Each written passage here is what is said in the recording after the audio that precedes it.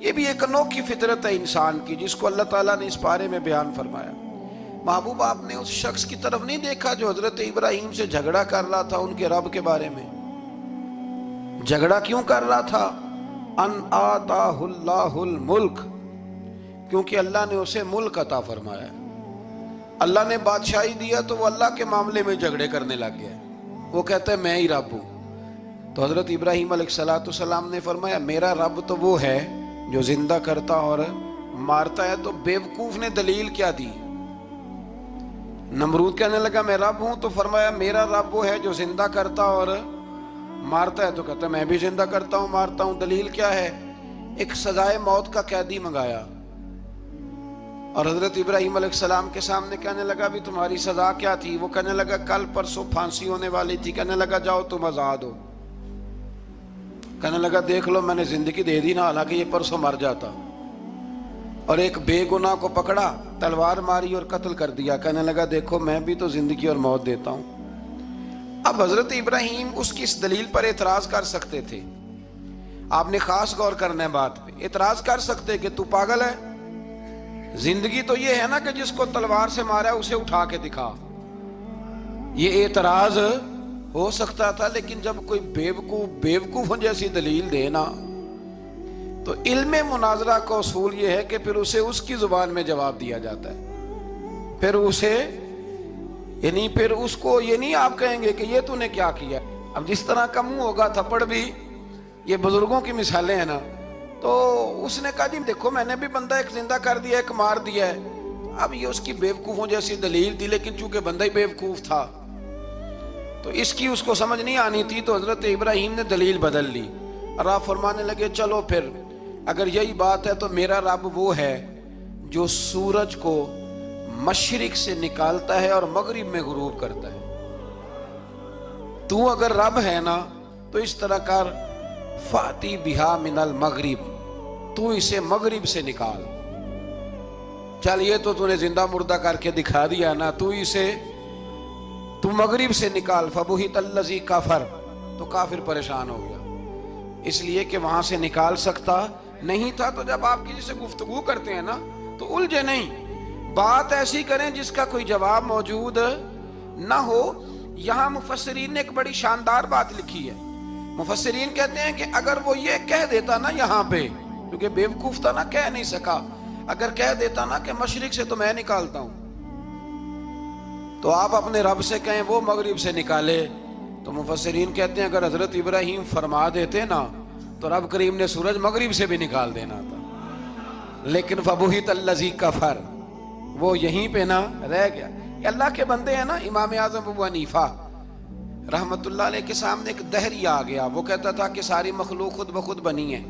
تو امام صاحب نے بھی علم مناظرہ کے ساتھ اس کے ساتھ گفتگو کی، وہ کہنے لگا جی خود بن گیا سارا کچھ۔ تو امام صاحب کہنے لگے چل چھوڑ، کل بات کریں گے تیرے ساتھ۔ وہ کل دوبارہ آیا تو امام اعظم دریا کے کنارے کھڑے تھے، کہنے لگا امام صاحب بڑے پریشان کھڑے ہو؟ تو آپ فرمانے لگے پریشان اس لیے ہوں کہ میں نے عجیب ہی نظارہ دیکھا ہے۔ ابھی ابھی ایک درخت خود بخود کٹا ہے اور خود بخود اس کے تختے بن گئے، خود بخود رندا چلا ہے، خود بخود کشتی بن گئی ہے، خود بخود دریا میں اتری ہے، اور خود بخود کچھ بندوں کو ادھر لے کے آنے لگ گئی ہے، کچھ کو یہاں سے ادھر لے کے جانے لگ گئی ہے، سارا کچھ خود۔ وہ کہنے لگا حضور سیانے بیانے بندے ہیں، کبھی کشتی بھی خود بخود بنی ہے، کبھی بندے خود بخود ادھر سے ادھر بھی گئے ہیں۔ آپ فرمانے لگے کشتی خود بخود نہیں بن سکتی تو اتنی بڑی کائنات خود بخود کیسے بن گئی؟ اور اگر بندے ادھر سے ادھر خود بخود نہیں آ سکتے تو بتا یہ سورج اور چاند خود بخود ادھر سے ادھر کیسے روز چلے جاتے ہیں؟ تھوڑی دیر چپ رہا، پھر آ کے امام اعظم کے ہاتھ چومے اور کہنے لگا آپ نے تو کمال کر دیا، میرا ذہن صاف ہو گیا، مجھے کلمہ پڑھائے، میں بھی مدینے والے محبوب کا غلام بن جاتا ہوں۔ تو پکی دلیلوں کے ساتھ گفتگو کرتا ہے قرآن پاک، پکی دلیلیں۔ یہ آیت سبق یہ دیتی ہے کہ آپ کسی سے بات کریں تو اب چونکہ سپارہ لمبا ہے بات رہ نہ جائے، پر یہ مضمون اتنا شاندار ہے کہ میرا یہاں رکنے کو دل کرتا ہے۔ وہ ہمارا نظریہ یہ ہے کہ امام کے پیچھے سورۃ فاتحہ نہیں پڑھنی، اگرچہ جو پڑھتے ہیں اس پر کوئی سخت فتویٰ نہیں ہم دیتے، بعض آئمہ پڑھتے ہیں، لیکن سمجھانے کے لیے امام اعظم ابو حنیفہ رحمۃ اللہ علیہ کی رائے ہے کہ امام کے پیچھے سورۃ فاتحہ نہیں پڑھنی. ہمارے پاس دلیل ہے, قرآن کہتا ہے جب قرآن پڑھا جائے تو خاموشی سے سنو, اور حضور کا فرمان موجود ہے مصنف ابن ابی شیبہ میں کہ امام کی قرات ہی مقتدی کی قرات ہے. بزرگ کہتے ہیں کہ دلیل اس طرح کی دو کہ سامنے والے کے ذہن تک بات پوری اتر جائے, آپ اسے سمجھا پائیں. امام صاحب نے جب یہ بات ارشاد فرمائی تو کچھ لوگ آپ سے مناظرہ کرنے آ گئے.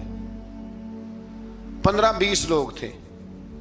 ایک ادھر سے بولتا پڑھنی چاہیے سورت امام کے پیچھے, ایک ادھر سے بولتا پڑھنی چاہیے, ایک ادھر سے بولتا.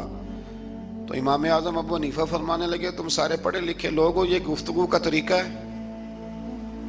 اس طرح بات کرتے ہیں کسی کے سامنے؟ میں اکیلا ہوں اور تم 15 لوگ ہو, کوئی ادھر سے بولتا ہے کوئی ادھر سے بولتا ہے, طریقہ کرو کوئی بات کا. وہ چپ کر گئے, کہنے لگے ویسے ٹھیک تو ہے, ہم تو غیر مہذب ہو گئے. تو امام صاحب کہنے لگے ایک بندے کو منتخب کرو. وہ میرے سامنے آئے, انہوں نے ایک بندہ منتخب کر لیا.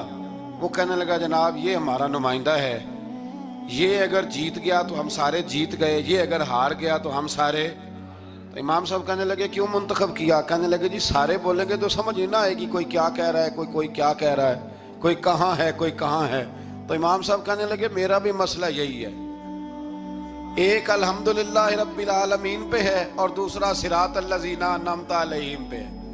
تو میں بھی کہہ رہا ہوں کہ جو امام آگے لگا لیا نا اس پر اعتبار کرو, اس پر اعتبار کرو. تو دلیل وہ دیں کہ جو دلیل سامنے والے کے ذہن میں اتر جائے. چلیں جی تھوڑا آگے چلتے ہیں. اللہ کریم نے نا آگے ایک اور مثال بیان کی. یہ جو بہت سارے لوگوں کے دلوں میں خیال آتا ہے نا, قبروں میں جائیں گے ہڈیاں گل جائیں گی سڑ جائیں گی تو کیسے اٹھیں گے.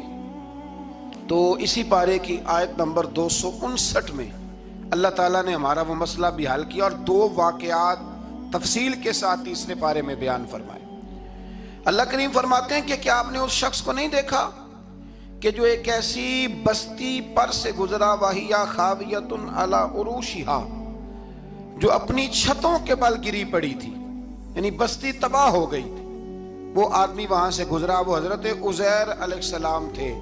بہت سارے مفسرین کے نزدیک بعض نے یہ لکھا ہے کہ چونکہ یہاں اللہ نے کسی کا ذکر نہیں کیا تو ہم بھی کسی کو مخصوص نہیں کرتے, لیکن کثیر کی تعداد یہ ہے کہ حضرت عزیر تھے. آپ گزرے ایک بستی میں تو آپ نے دیکھا کہ وہ بستی تباہ حال ہو گئی ہے اور زمین پلٹ دی گئی ہے, چھتوں کے اوپر لوگ مرے ہوئے پڑے ہیں. تو آپ کے دل میں خیال آیا کہ یا اللہ تو انہیں کیسے زندہ کرے گا بعد موتہا, مرنے کے بعد.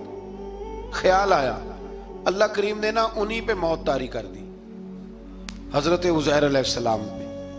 ان کے پاس تھوڑا سا کھانا تھا, ایک گدھا تھا, درخت کے نیچے لیٹ گئے, گدھے کو باندھ کے اللہ تعالیٰ نے ان پر نیند طاری کی اور وہ 100 سال تک سوتے ہی رہے. وہ بے آباد بستی آباد ہو گئی, وہاں شہر آباد ہو گیا, دنیا آباد ہو گئی, زمانہ آباد ہو گیا. آپ جب سوئے تو آپ کی عمر مبارک 40 سال تھی. 100 سال کے بعد اٹھے, ثم بعثا, جب اٹھے قال کم لبثت, اللہ نے فرمایا کتنی دیر سوئے؟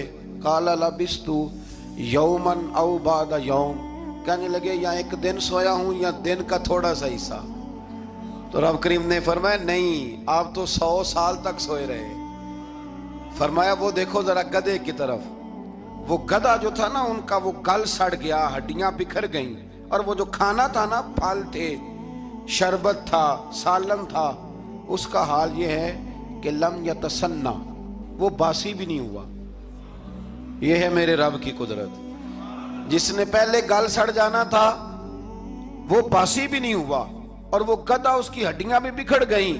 تو رب کریم نے فرمایا سمجھ آئی ہے میں مردے کیسے زندہ کروں گا؟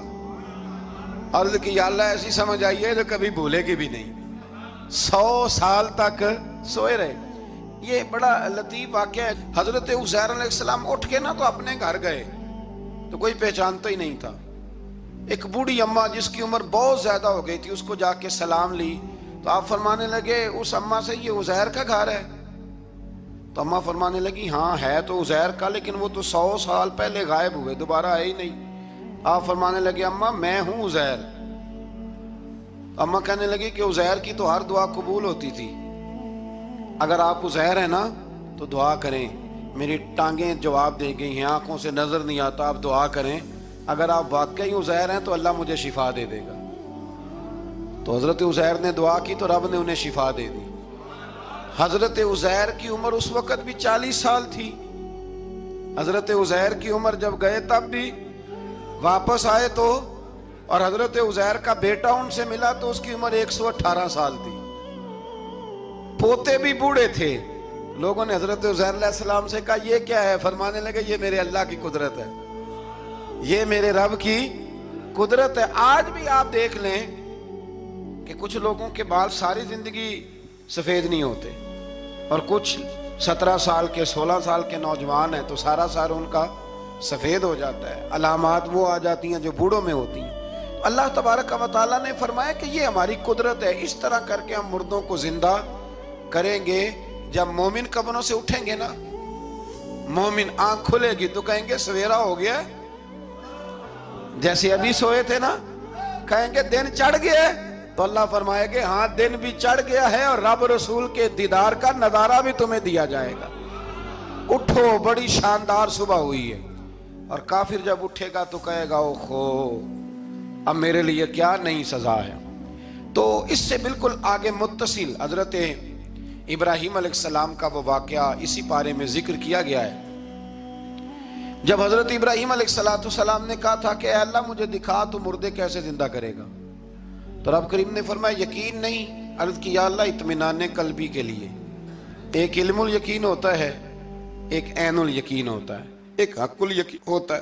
کہ یا اللہ میں اطمینان قلبی کے لیے. تو اللہ نے فرمایا 4 پرندے لے لو. حضرت ابراہیم علیہ السلام نے 4 پرندے لیے. کچھ نے لکھا ہے کوا تھا, مور تھا, مرغی تھی, کبوتر تھا, مختلف نام آئے. وہ 4 پرندے لیے, پھر ان کو ذبح کیا, پھر ان کا قیمہ بنایا, پھر گوشت ایک دوسرے میں مکس کیا, پھر 4 مختلف پہاڑیوں پہ رکھا. اللہ نے فرمایا مکس ہو گئے نا آپس میں, اب تم آواز دو. حضرت ابراہیم نے آواز دی اور رب نے زندگی دی, اور وہ پرندے اپنی ٹانگوں پر چلتے ہوئے حضرت ابراہیم کے پاس آ کے کھڑے ہوئے. تو فرمایا ابراہیم جس طرح ان کو زندہ کیا نا, اسی طرح پھر قبروں سے میں ہڈیاں بھی زندہ کر کے نکال دوں. میں ایک